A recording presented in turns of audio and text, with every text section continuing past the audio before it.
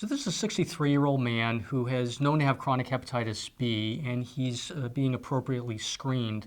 And at that time, he's found to have 2 hepatic lesions.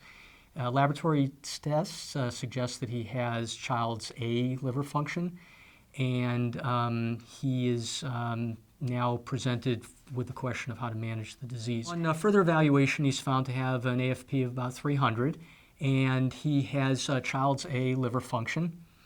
The question at that point is, the best management, and appropriately here, with a high AFP, the imaging findings is clearly hepatocellular carcinoma, so he went to a surgical resection. Now, the things we look for at the time of surgery are whether there's vascular invasion. There was none. How many lesions? There were 2. The sizes were 5 and 2 centimeters.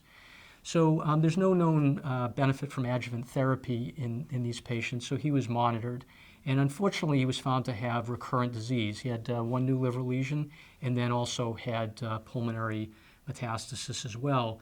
And his AFP, which had normalized after the surgery, had increased again. And so clearly he's having a recurrence of disease. I don't think this is somebody that needs to have a biopsy to prove recurrence with the rising AFP at this point. So then he was offered, since he still had Child's A disease, was offered the opportunity to take systemic therapy given there was extrahepatic spread. And so he proceeded to lenvatinib. Lenvatinib, we'll talk about some of the side effects of this whole class of drugs later, but he tolerated it with some fatigue and some diarrhea, but initially did have a response with some decrease in his tumor marker and also in the extent of disease. But unfortunately, as is often the case, he began to have more progression with further pulmonary metastases and a rising AFP, now above 400.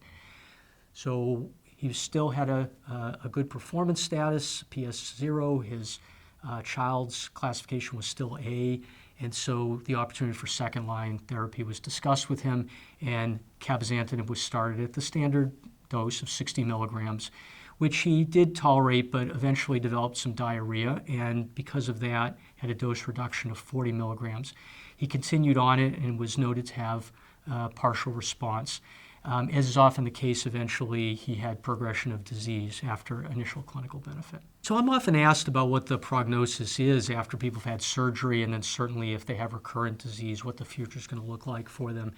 So after surgery, the most important feature is whether there's vascular invasion. Also, the size of the tumor is important as well.